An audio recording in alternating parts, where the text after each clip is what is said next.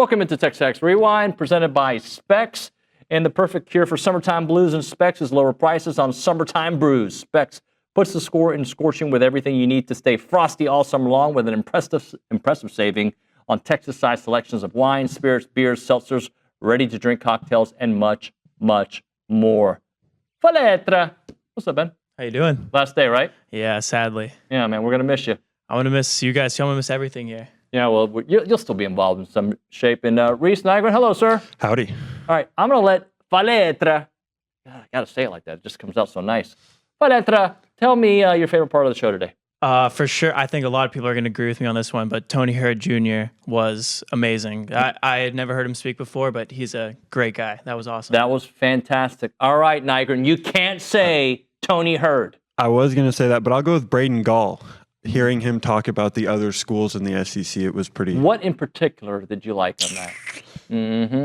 See what I did there? Yeah, you got me there. Were you just looking at headlines, or did you actually pay attention? I did pay attention to... I forgot what he talked about, too, so don't worry about it. I remember you gave him the top 4 teams and whatever. Yeah, okay, that was good. Yeah, the host did well there. Yeah, the host did. Yeah, the host was awesome did do pretty well there.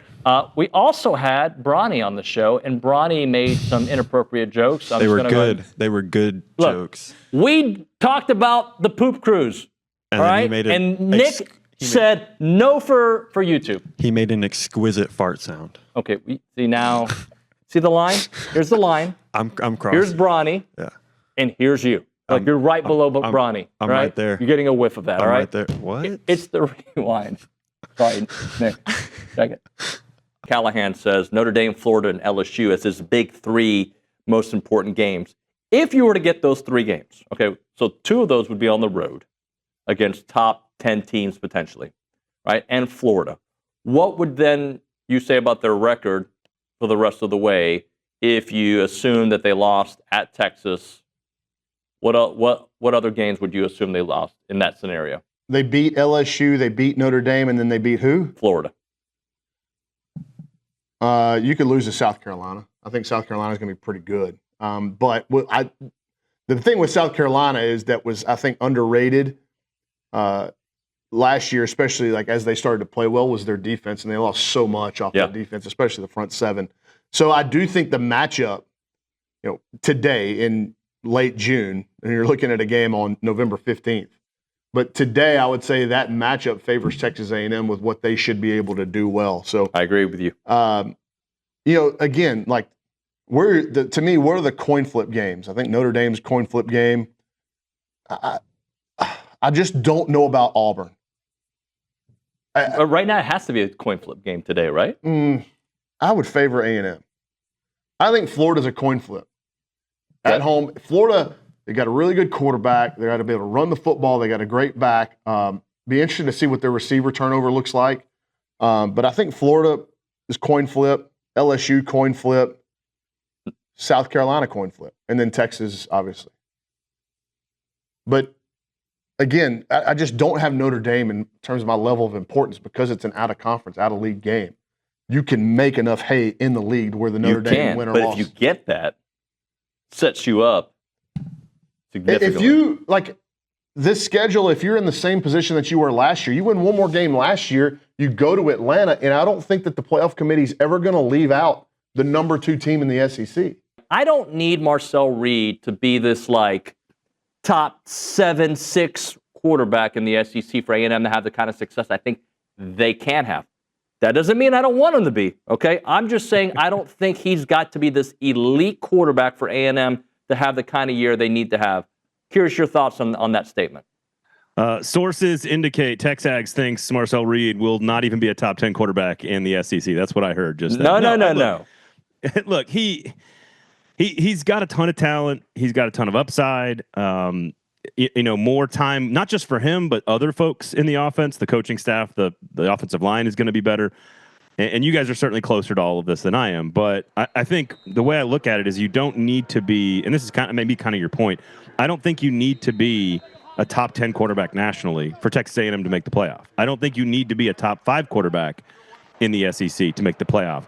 I mean, Tennessee got to the playoff with a quarterback who I wouldn't call top 5 in the SEC last year. So And that's a guy with even like extraordinary talent and the savior of the organization and all this stuff, worth $2.2 million a year, apparently, when you're a backup.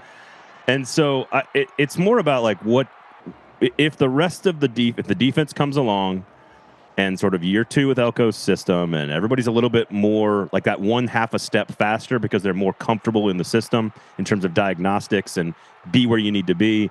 And then the offensive line is just, half a yard per carry better or whatever, whatever the margins of increased productivity might be. As long as he also takes that step, I think you could be, to your point, you could be 6 or 7 in the conference and win 10 games. Like, you don't have to be. Now, do I think quarterback play in this league is significantly better this year than it was last year? Yes, I do. So maybe that is going to change who goes from 9 wins to 10 wins or 8 wins to 9 wins or 10 wins to 12 wins. And maybe that is a huge factor here. But right now, these teams all look good enough to win a lot of games. And you probably do need your quarterback to make some plays in critical games, but I don't think you need the super quarterback. And who kind of ends the game, Tony?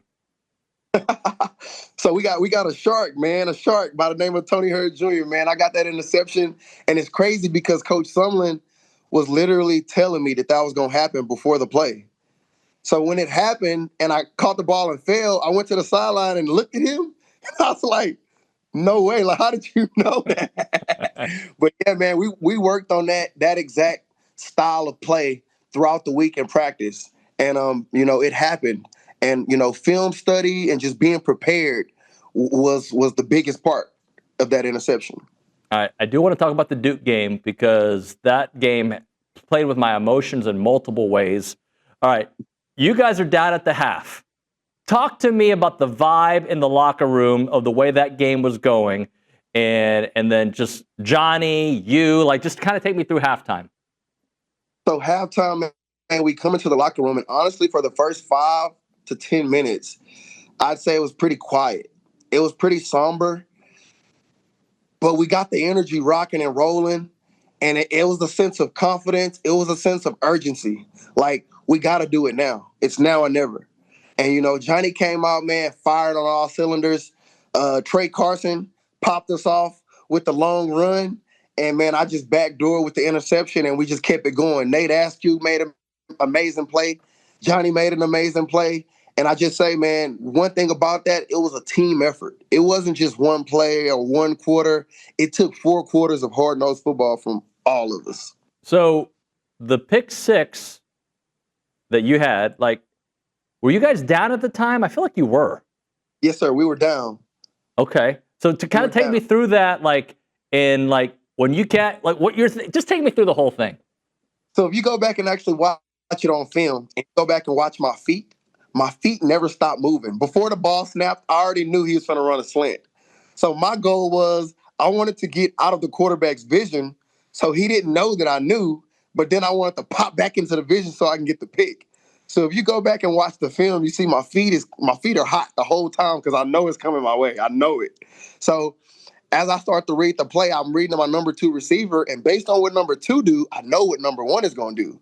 So as soon as I got my read on number 1, I just took me a read step, and I waited for a second, and I looked out, and number 1 was coming slant, and I said, that's bingo.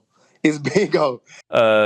Well, it's kind of most recent, so I'm gonna start with the worst, and then we'll I think I know where you're going with this. Well, the most disappointing would probably just be the baseball season in general. Because when you look at heading into spring sports, and there were still a lot of highs. There was a national champion men's track and field outdoor team. There was a national champion national runner-ups in women's tennis. There was a number 1 seeded softball team. They had their own disappointments. And then baseball was the number 1 ranked team coming off a College World Series Finals appearance. So you would think, spring sports, full steam ahead, baseball, no problem. They're kind of on that track to get back to Omaha, right? And they don't even make the tournament.